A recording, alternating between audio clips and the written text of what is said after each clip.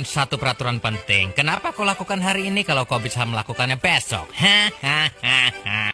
Bercanda, bercanda.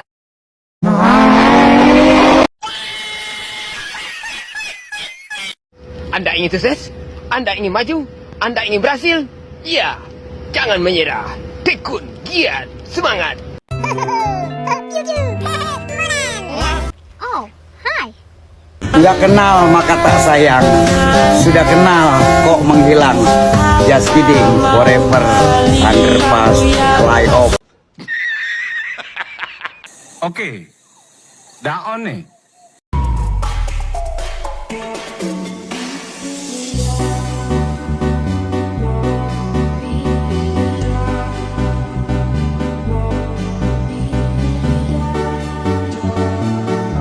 A few moments later. Assalamualaikum warahmatullahi wabarakatuh.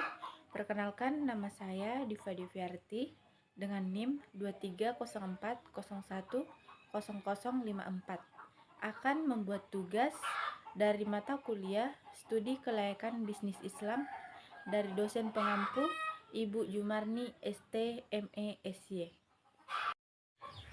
Nah, di sini saya akan mempresentasikan materi saya yang berjudul aspek hukum dan sosial ekonomi.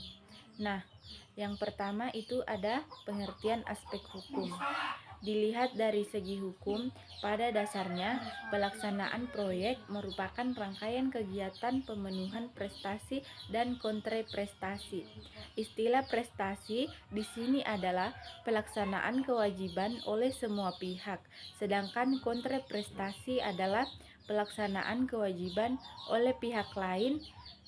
Oleh karena itu, analisis dan penilaian aspek yudius suatu proyek melibatkan setiap aspek dari proyek tersebut secara keseluruhan.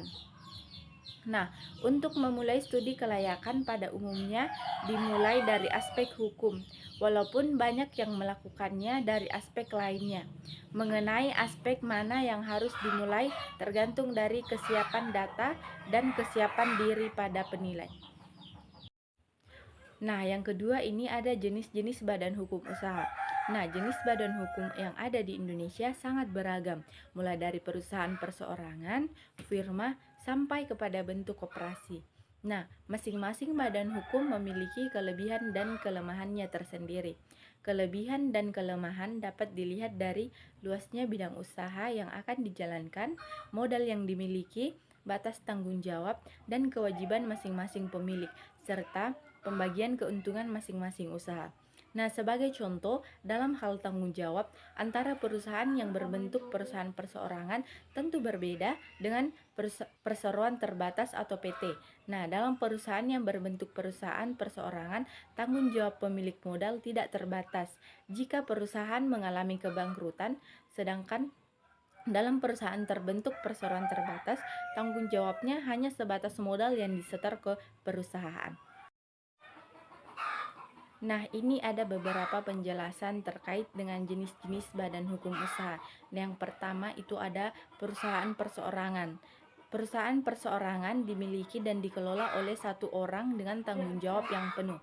Nah, yang kedua itu ada firma atau FA. Bentuk badan usaha yang dimiliki oleh dua orang atau lebih dengan tanggung jawab yang penuh. Yang ketiga itu ada persekutuan komanditer atau CV.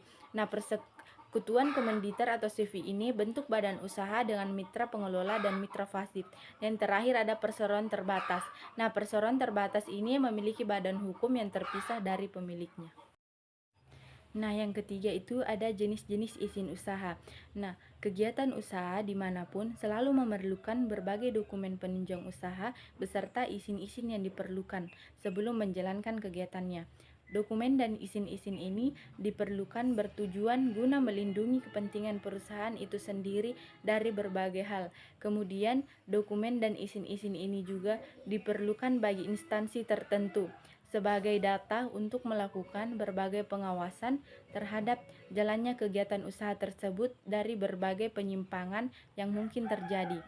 Juga untuk memudahkan instansi tertentu untuk mengambil tindakan tertentu sehingga tidak menimbulkan kerugian pada pihak-pihak tertentu pula apabila perusahaan melakukan penyimpangan. Oleh karena itu, bagi tempat studi kelayakan bisnis, masalah izin-izin perlu segera diurus sebelum usaha dijalankan.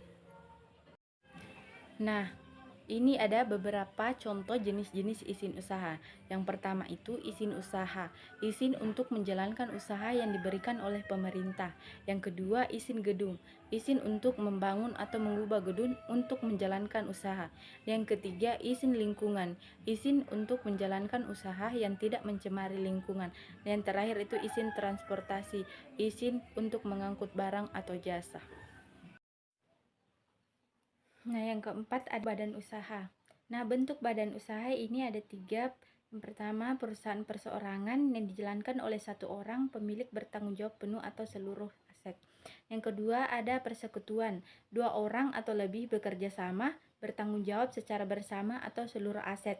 Yang ketiga, ada perseroan terbatas atau hukum terpisah dari pemiliknya, tanggung jawab terbatas pada modal yang disetor.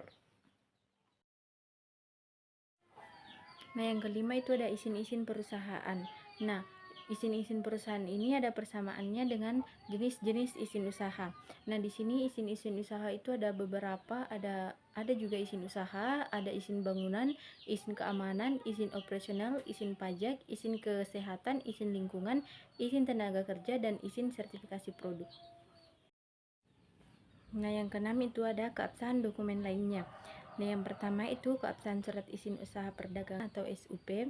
Yang kedua, keabsahan surat keterangan domisili perusahaan.